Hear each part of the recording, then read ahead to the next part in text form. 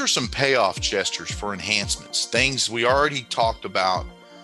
Smiling as one of the rules when we answer the phone, and we all agreed that it changes the way we sound.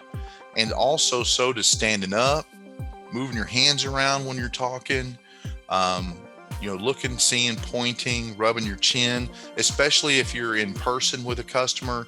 All those different things can also help you, because remember, this is about communications, and it's not all verbal. Some of it's nonverbal. And there are also things, even though we might be over the phone, that makes a difference, which is why when I present these, I'm actually standing up. Sometimes you'll notice, like when we come back from break, I'm going to be sitting down because it's role play time and it changes the mood.